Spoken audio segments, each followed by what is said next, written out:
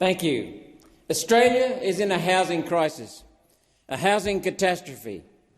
10 cities are appearing across the country in a way many people have never seen before. I've been to them. Disgraceful. In almost every major Queensland city I've been to, the tents are there. People sleeping under bridges, in caravans, in parks, in their family car. In August 2020, the national average rent was $437 a week. It's now $627 a week, an increase of 40% over just a few years. In 1987, the average house price was 2.8 times the average income. Today, a house price is 9.7 times the income. 9.7, nearly 10 times. What hope have our children got? A major driver of the housing crisis is Australia's turbocharged immigration program.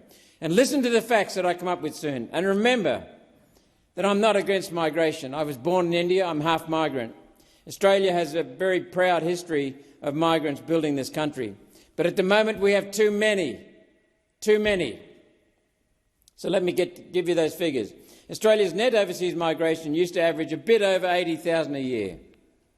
For the 2023 year, our net intake was an astonishing 547,000 new people. More than 500,000 new people net. In the 9 months to September 2024, 394,000 immigrants have been added to the population. That puts us well on track for yet another year of more than 500,000 arrivals into the country. That's net. That's after the people who've left have been removed from that count. Yet soon after setting Australia's immigration record last year, Prime Minister Albanese promised he would cut immigration rates. Instead, he increased immigration rates and is on track for a second new record in a row. Before 2020, and excluding tourists and short-stay crew, there were around 1.8 million temporary visa holders in the country. 1.8 million. Today, that number is 2.45 million temporary visa holders in the country, an increase of a third. Using Australia's average household size of about 2.5 people per dwelling, that means temporary visa holders are taking up 1 million homes. 1 million homes. 1 million unavailable because of this immigration program. The Master Builders Association October Housing Review shows that in the 12 months to June 30th this year, only 158,000 homes were completed. So much for your housing policy. Less than we needed to cover new arrivals, let alone the homeless and those sharing and who want their own place. Every year this Labor government is in power is yet another year Australia's housing crisis becomes worse. That's why it's beyond a crisis, it's a catastrophe. The ALP and the Greens can promise more houses all you like. Houses aren't built out of rhetoric. When Australians are sleeping on the street, we have to stop the flow of more people into the country.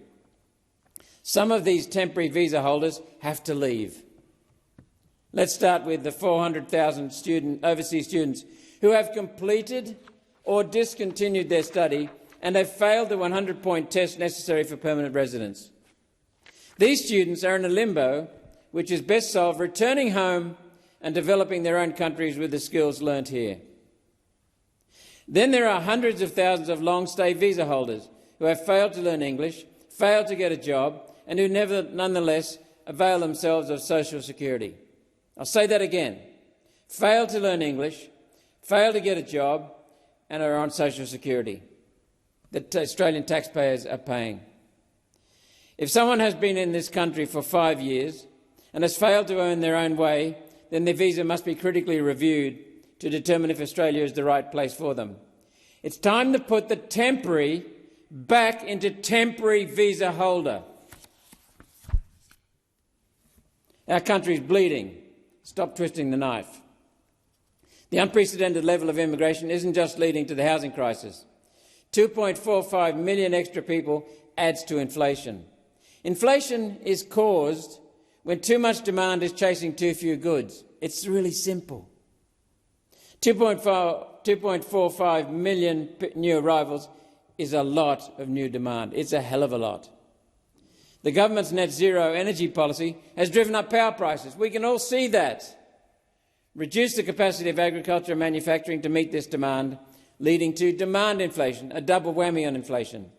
The Reserve Bank has refused to lower interest rates because they have publicly stated this unprecedented rate of immigration is creating so much excess demand, and said that reducing interest rates now would cause inflation to worsen. House prices are at highs. Now we've got interest rates high. This is a huge catastrophe.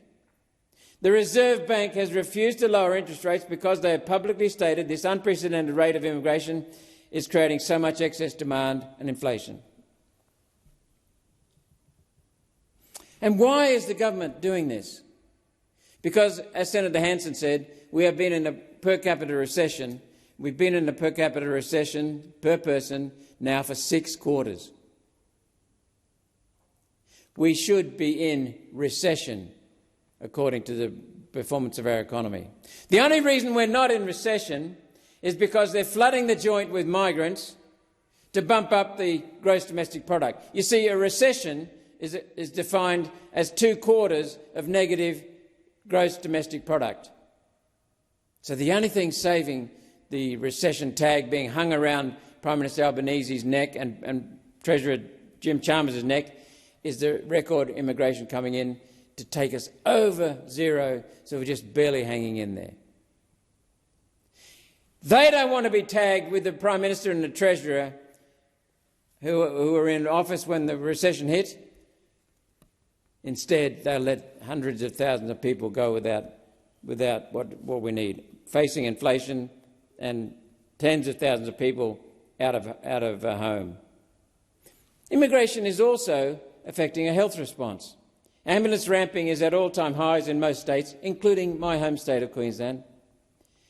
Now, it takes time to train paramedics, expand emergency departments and buy new ambulances. The pace of the government's increase in new arrivals has placed demand on a health system, and it simply can't keep up. Lives are at stake. People are dying. And Labor does not care. Doesn't care about the working families, mums and dads working, coming home at night to their family car in a park, see if their kids are still there. That's what this government is doing. One of the largest budget costs is more infrastructure, especially on roads and transport. These projects are collectively costing hundreds of billions of dollars. The huge demand for infrastructure, materials and qualified people is driving up the cost of infrastructure, adding to inflation. Many of these projects wouldn't be necessary if we didn't have an extra 2.45 million people in the country. And the people coming to work from the Gold Coast to Brisbane, people coming to work from the Sunshine Coast, even Caboolture, Burpengary, Morayfield, every day to work in the city of Brisbane, you're tied up in a car park, stationary traffic for hours, your life just slipping away. We've got people sleeping under bridges, as I said a minute ago, mother and father returning after work to see if their children are still in the car in which they live in a park or a showground.